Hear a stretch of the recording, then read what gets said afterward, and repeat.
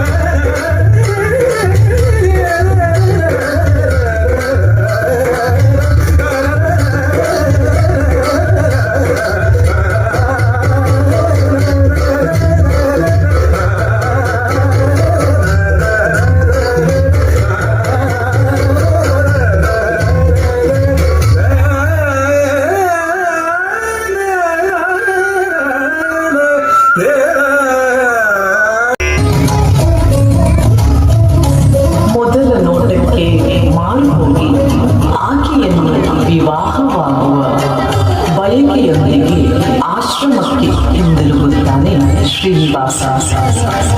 ಆಶ್ರಮದಲ್ಲಿ ಚಿಂತಾಗ್ರಸ್ತನಾಗಿ ಕುಳಿತಿರುವ ಶ್ರೀನಿವಾಸನನ್ನು ಬಹುಳಾದೇವಿಯು ಏನಾಯಿತೆಂದು ಕೇಳಲು ನಡೆದ ಸಂಗತಿಯನ್ನು ತಿಳಿಸಿ, ನಾನು ಪದ್ಮಾವತಿಯನ್ನು ವಿವಾಹವಾಗುವೆನ್ನುವ ತನ್ನ ಮನದ ಇಂಗಿತವನ್ನು ತಿಳಿಸುತ್ತಾನೆ.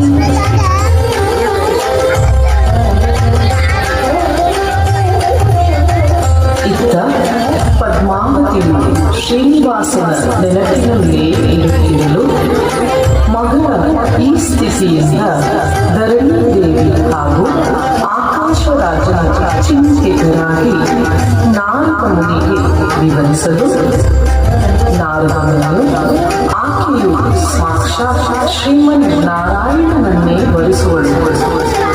ಈ ಸಮಯದಲ್ಲಿ ಕನ್ಯಾದಾನವನ್ನು ಕೇಳುತ್ತಾ ಒಬ್ಬ ಸನ್ಯಾಸಿನಿಯು ನಿಮ್ಮ ಅರಮನೆಗೆ ಬರುವುದೆಂದು ಆಕೆಯು ಸಾಕ್ಷಾತ್ ಶ್ರೀನಿವಾಸನ ತಾಯಿಯನ್ನು ವಿವರಿಸುವರು.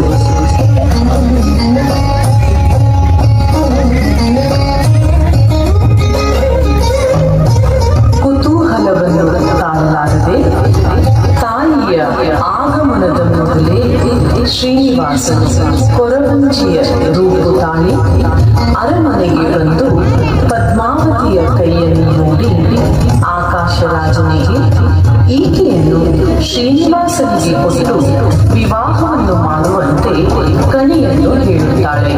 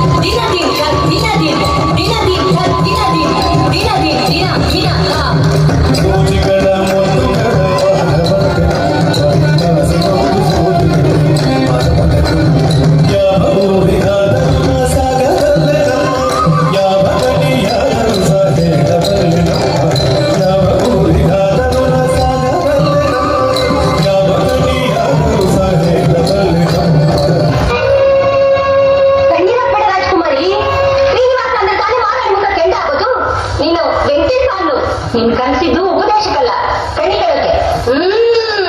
ಹೇಳ್ತೀನಿ ತಾಯಿ, ಹೇಳ್ತೀನಿ.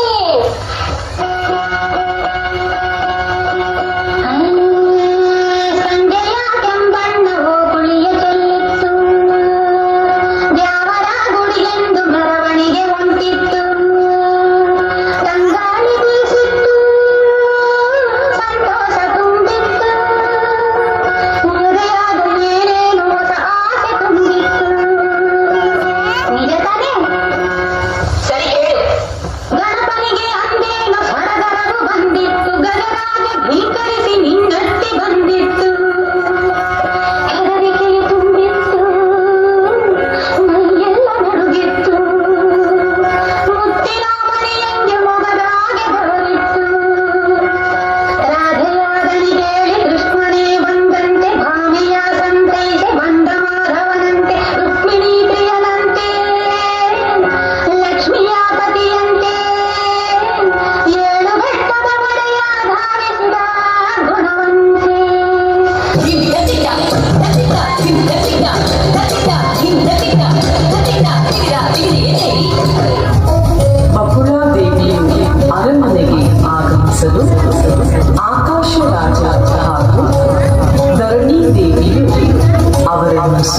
ಭಾವಿಸಿ ಮದುವೆಯ ಸಂಬಂಧಕ್ಕೆ ಸಮ್ಮತಿಯನ್ನು ನೀಡುತ್ತಾರೆ.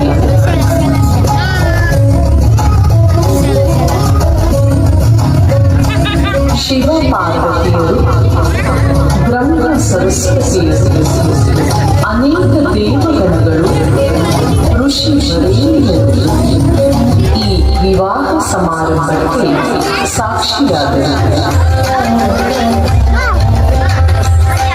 ಅತ್ರಿಗೋತ್ರ ಸಮುದ್ಭೂತ ಸುವೀರಸ್ಯ ಪ್ರಪೌತ್ರಿಣಾಂ ಸುಧರ್ಮಣಶ್ಚ ಪೌತ್ರೀಂತಾಂ ಪುತ್ರೀಂ ಆಕಾಶ ಭೂಪತೆ ತ್ವಮಂಗೀ ಕುರು ಗೋವಿಂದ ಕನ್ಯಾಂ ಕಮಲಲೋಚನಾಂ ಏವ ಮುಕ್ತೆ ಮಹಾರಾಜೋ ಮುದಾ ರತ್ನಾಂ ಪರಂ ದದೌ.